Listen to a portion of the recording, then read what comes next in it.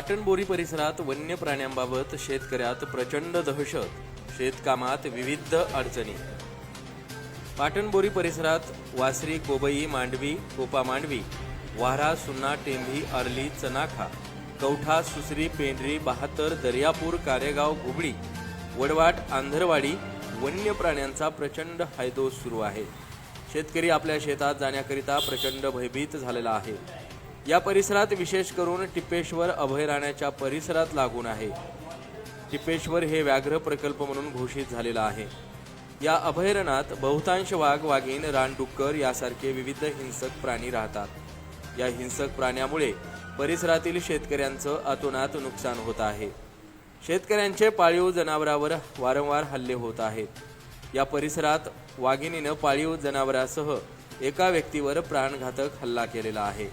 यामुळे शेतात काम करणारे मजूरही शेतात काम करण्याकरिता येण्यास तयार नाहीत। वाघिणीच्या धुमाकूळाने या परिसरात शेतकऱ्यांसह मजूर आणि परिसरातील नागरिक भयभीत झाले आहेत। त्यामुळे शेतकऱ्यांमध्ये प्रचंड अस्वस्थता पसरली आहे।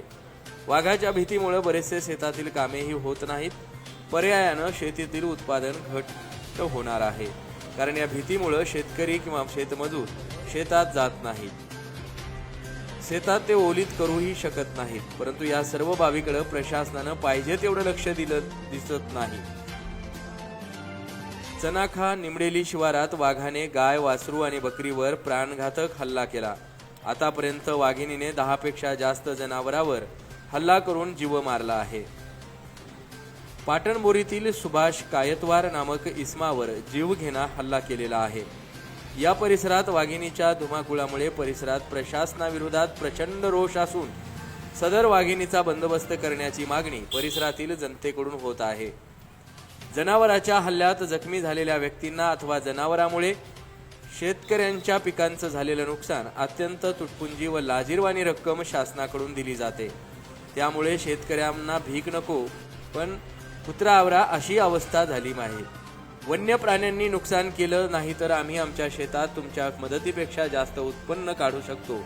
त्यामुळे तुमचे वन्य प्राणी आवरा, मदतीची गरज नाही अशी परिसरातील शेतकरी खंत व्यक्त करताना दिसून येत आहेत। यावर आमचे प्रतिनिधी विकी देवशेट्टीवार यांनी प्रत्यक्ष टिपेश्वर अभयारण्य कार्यालयास जाऊन ही माहिती घेतली असता कार्यालयीन कर्मचाऱ्यांनी टिपेश्वर अभयारण्याचे क्षेत्र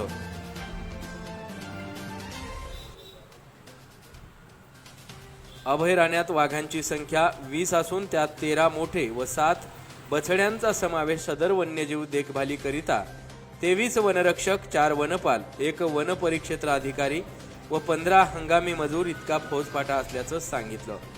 अधिक चौकशी केली असता धुमाकूळ घालणाऱ्या वाघिणीचे बंदोबस्ताकरिता मेळघाटातील स्पेशल टायगर प्रोटेक्शन फोर्स घटनास्थळाच्या परिसरात मॉनिटरिंग करीत असल्याचं समजतंय।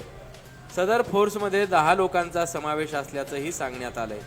वाघांच्या हालचाली टिपण्यासाठी अंधारवाडी, वासरी शिवार व अन्य ठिकाणी मोठ्या प्रमाणावर टॅप कॅमेरे लावण्यात आले असल्याचे कळते आहे। वरील वाघिणीला तत्काळ जेरबंद करून परिसरातली भीती थांबवावी हीच परिसरातील नागरिकांची मागणी आहे।